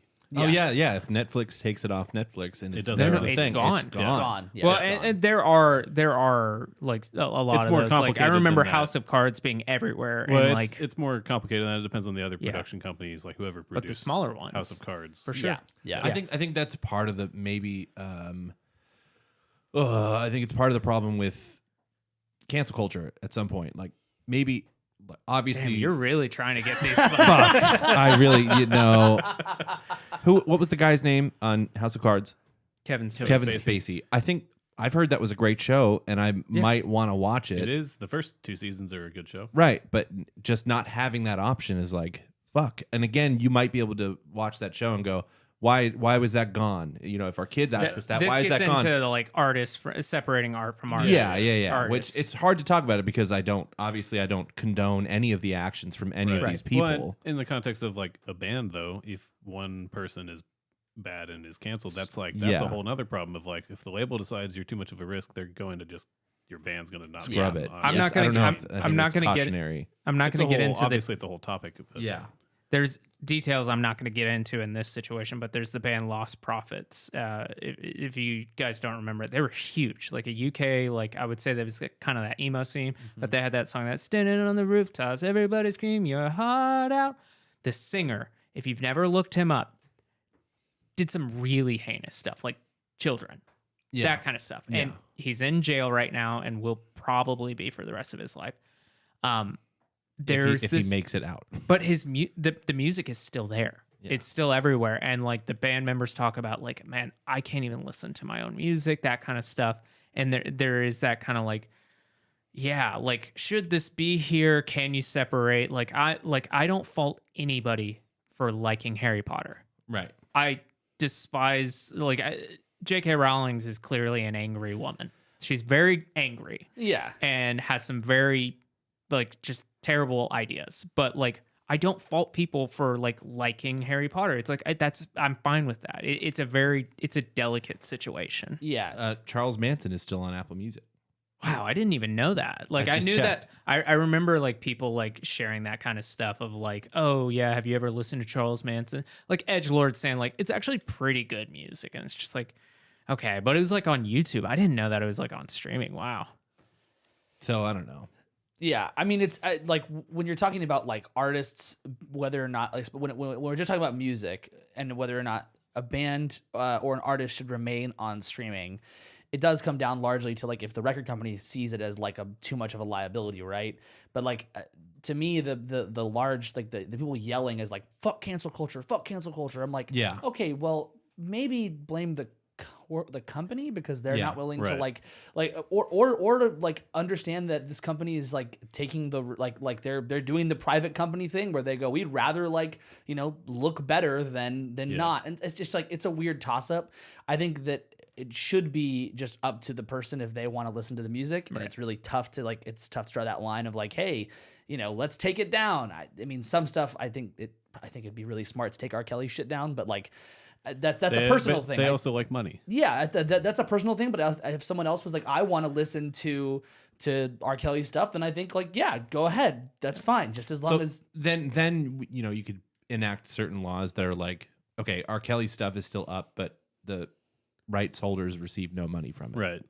Something like that. Things could, like that. could be Or- figured out. It's obviously complicated. or to, just, Yeah. to or do it just that, moves or just has to move to a different rights owner, Yeah, exactly. Yeah. Something like Yeah. that. Because I don't know. I think it's just to the label or something, and not at all to the artist. I kind think of thing. really it's the database of having knowledge for what is an example of a bad thing and examples of good things instead of just getting rid of all of the bad things and trying our hardest to forget about them. And by the way, I think it's important to like just give a quick recap of how we got to what we're saying now.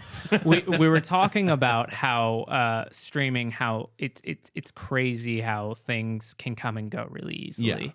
Well, and like we haven't hit that point where a lot of stuff is disappearing from music yet. Yeah. We're at the point where like a lot of stuff still isn't on there, but eventually it's going to shift to where labels are going, well, it cost me, 12 cents a day to have this album on and it's Tidal. not We're not going to do that. producing. Yeah. Right. Yeah, that stuff. There are certain media, like video games. I think you and I play different types of video games. Like I think you're primarily playing online video games, correct? Where Yeah. like there is no physical version of Valorant, correct? Yeah, I mean, it is fully, you just download it. It's Yeah. free, done. I maybe about 3 years ago just fully decided I don't need the physical copy. I don't care about it. I also like the argument that like, oh well, then you don't own it. It's like, well, what you're owning is just like an access code. It Yeah. is a key. It's They not could the disable actual it. game. They could disable it anyway. Right. And so like I've really moved away of like I don't care. I'm not a physical guy when it comes to video games anymore. And I'm totally, and like people do make that argument of like, hey, it just happened with Nintendo. They took away the 3DS eShop. So like you can't buy any games on the 3DS eShop anymore. And there are games that are locked on that video game console because it has a 2-screen format that you can't port it without it doing a complete Rethinking of the you have whole to thing. redo the whole game to put it on Steam or on a different Nintendo console. So why did they shut down the store? Does Nintendo not Because like money? Nintendo hates its customers I is mean, the that's fair. genuine Yeah. answer. Genuinely, like this is a whole nother thing, but I'll talk to you about that later. I mean, Nintendo clearly doesn't want people to buy their games. Right. They don't like money. Yeah. Clearly, they're just dickheads. But they basically, I just like got away from it because like that's a great example of like there are specific games that like people are like these are all timers that I now can't play unless I get a physical copy, which now went from like $30 on the used market to $100. Like, yeah, no, I'm not doing that. But like, it doesn't bother me this idea that like, oh yeah, I have God of War 2 on my PS5, and like just one day they could take it away from me. I'm like, yeah, that's fine. Yeah. There's certain media where I'm just like, you can take it away from me. I played it. I'm done. Yeah. Right. So I definitely see how, because I feel that way about video games. Oh, it's definitely how a lot of people feel about music. It's how people feel about music, movies, TV, anything. And it's like, Yeah, I see a lot of. I've actually see how it seen- happens. I've actually seen people get pissed that something is not on streaming or got taken down, and then like a day later they're fine. Aren't the well, yeah, That's kind of the reaction that I see from that. So it's like to take it's not normal to be like me and just be like, fine, fuck you, Apple Music, I'm not doing it. right to take it to like Netflix and shit. You know, when a big show is removed from Netflix, there's 1,000 of those articles that are like, you have this many days to watch The Office until it's gone, and then it's on whatever Peacock or whatever it's on. New Girl is about to leave Netflix. Yeah, right. Like I think those like Marvel, like I remember those being huge on Netflix, Disney and like I think they're started doing gone. it's all on Disney. It's all on Disney Plus. Yeah. Before Disney Plus came Yeah. out, they did that. But the whole Yeah, these are just gone. the whole thing. They've been gone for a while. The whole thing is like those things go away. People get upset, and they're like, nah, it's fine. They're going to It's continue okay. to pay for Netflix. It's like people Yeah. get mad when their favorite show is canceled, and then they're like, "I'm going to quit Netflix." It's like, all right, you're probably not. Yeah, Like, nah. Netflix knows Like that you're 6 not months going later, to. you quietly go back. Like, Yeah. Yeah, well, Or you go to quit, and they go, "Hey, we'll give you $1 off a month." And you're like, all right, I'm good. my morals are worth $1. I think for me, like I'm going to continue streaming, but like I think that Yeah. I'm going to be a much more like aware of this stuff. Well, I think the biggest takeaway too from what we've been talking about with sampling is like kind of just remembering that the way that stuff is made, it doesn't necessarily mean that it needs to be removed from history. It's like it's just because something is made in a way that might be considered like illegal doesn't mean that it should just not exist Right. in like the main way, like in our main library of entertainment. Yeah. And you also have to think like how many of these artists like really like especially if we're talking about like potentially deceased artists, like we're talking about very old artists, how many of them actually care this much? Like like if you were to be able to ask some of these people like how much of it was a sandcastle for them, they were like, I love doing this and I'm enjoying the process, and like, does it need to be here 150 years later? Did anyone ever ask Bowie that? No, probably not. Right. But like it's also like, are we putting too much like conservation effort for certain things that like actually that may not be the purpose. Right. Well, and just Yeah. because we can preserve everything doesn't mean we necessarily have to. I mean, it'd Yeah. be cool if we can, but like historically, that's never happened. There's That's true. probably millions of hours of classical music written that nobody ever knows about anymore because it Yeah. wasn't Oh, written down or saved or anything Yeah. like that. Like, Yeah. It's just kind of the part of like human nature is going to happen, but we're at a point where we can try to save it all, maybe. Yeah. It's a unique point in history. Yeah. Right. Yeah. Since the internet. Yeah. Well, before we go into what we're listening to, did you guys have any tour stories from your past weekend? It's okay if not. The morning we were leaving, we went to this coffee place, and Hagen ordered a coffee, and I ordered a bigger coffee. And I was like, I got an extra large, and I fucking dropped it.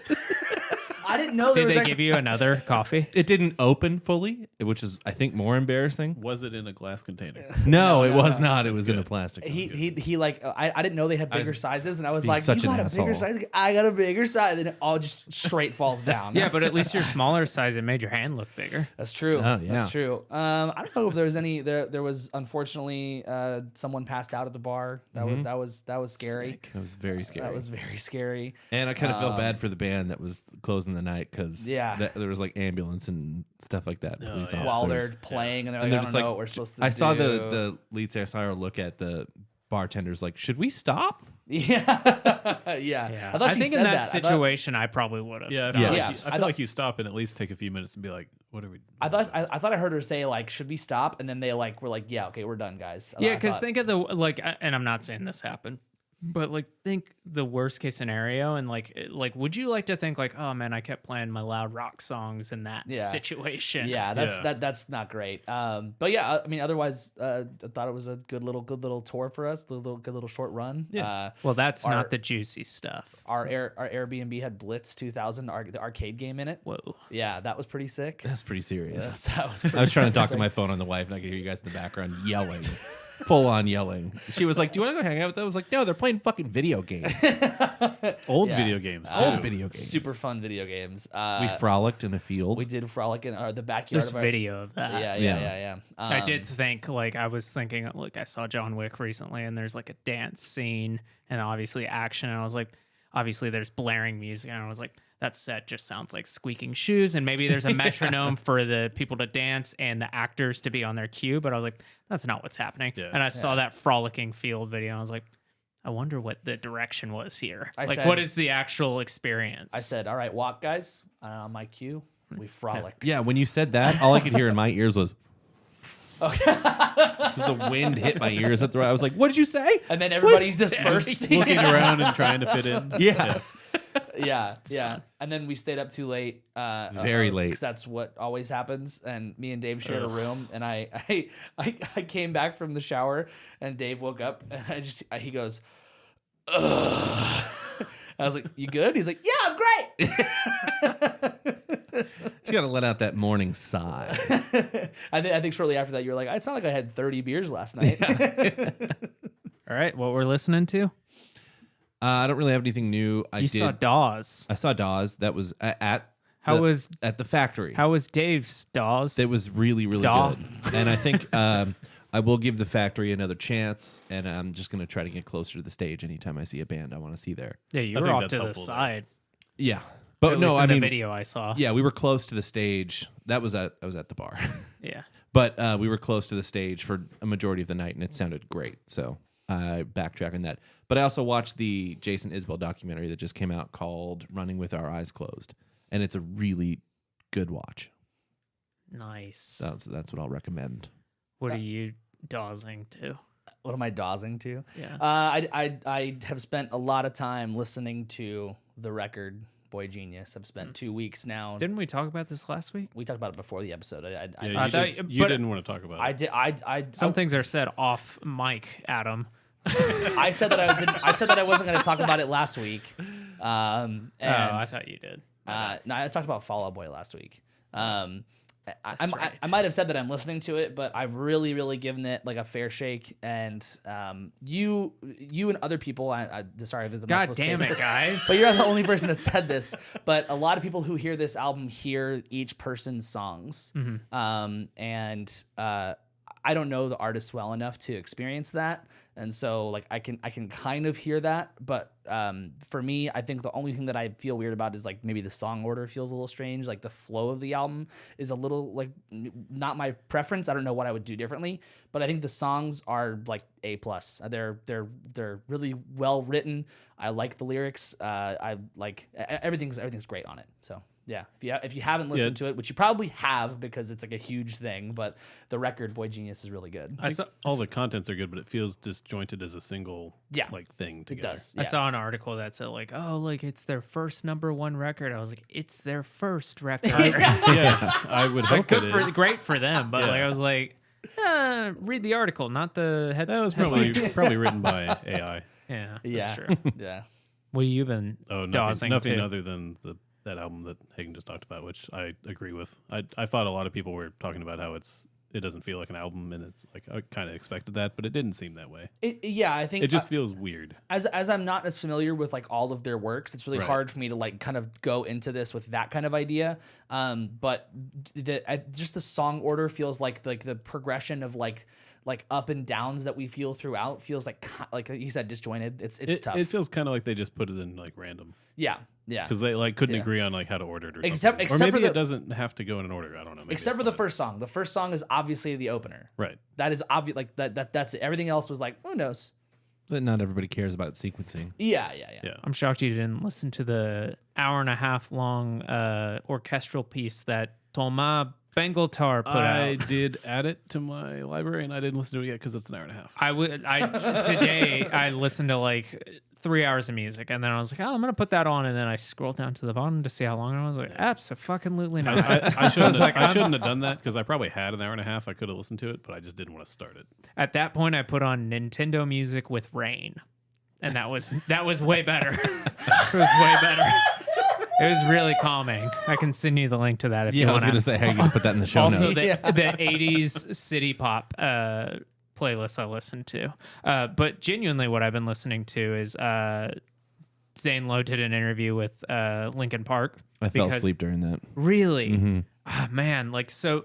I loved it because I was. Is it because Dave Farrell was on it? No, it's because I was exhausted. No. Yeah, so I was watching it. Zane Lowe, love him. was a huge fan of the first two Linkin Park albums. Came out when I was like in elementary school, and I remember that was like one of the first things that my brother was listening to, and I was like, "What's this?" And then he shows me, and I'm like, "Dude, this rips!" And then I just stopped listening to them. And then I saw this interview, and I was like, you know what? I should go back and listen to those first two albums. The interview was about the 20th anniversary of their second record, Meteora. And I didn't realize those albums are like 30 minutes long. They're lean, is what they were calling them. And I was like, that's a good way of putting that. Lean is good.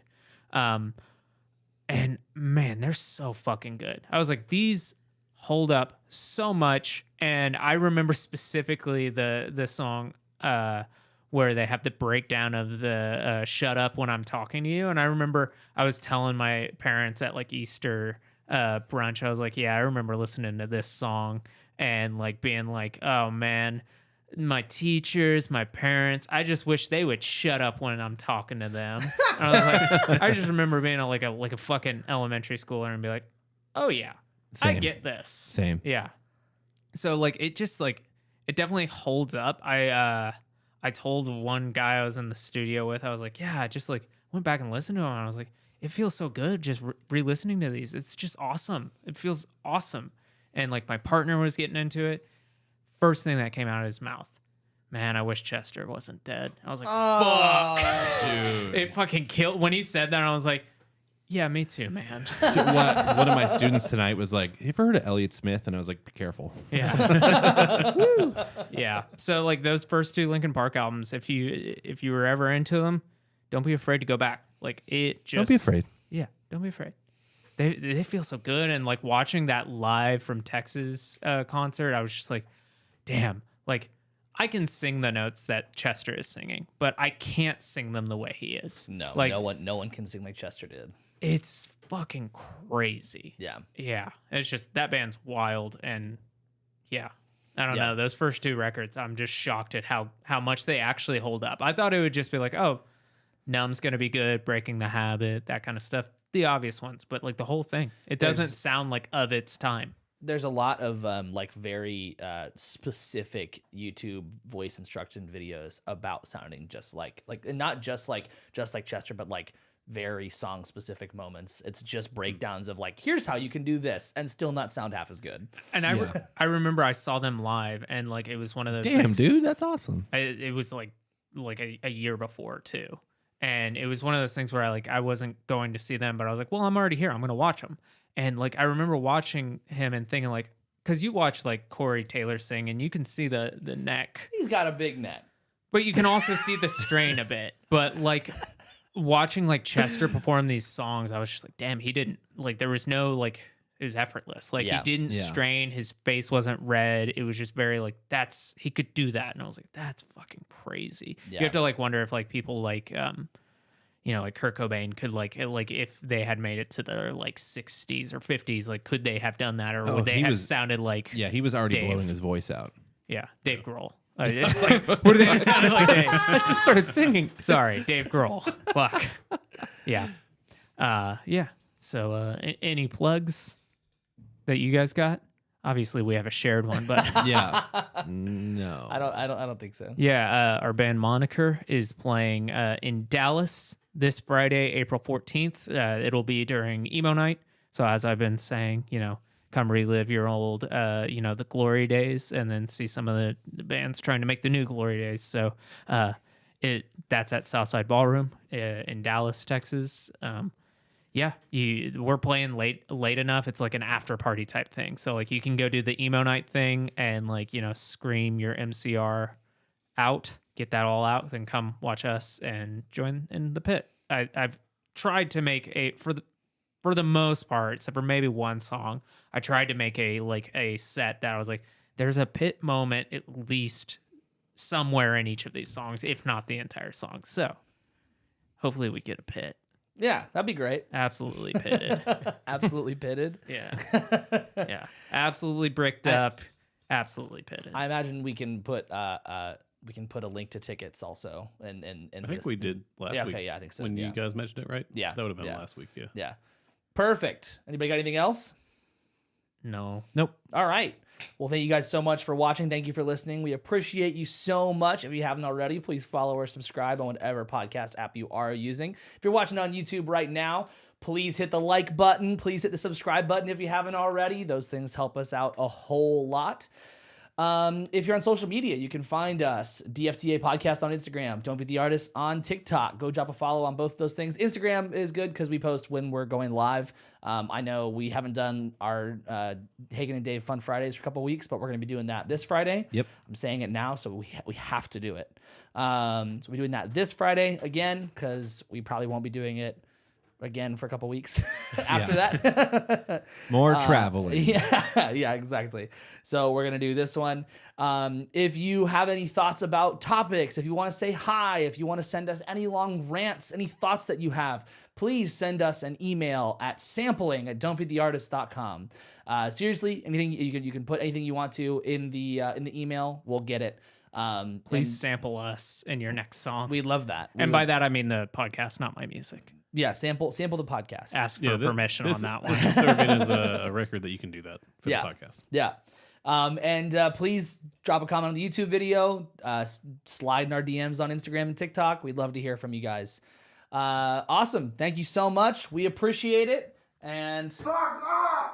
Get me the towel! That sounded louder than normal.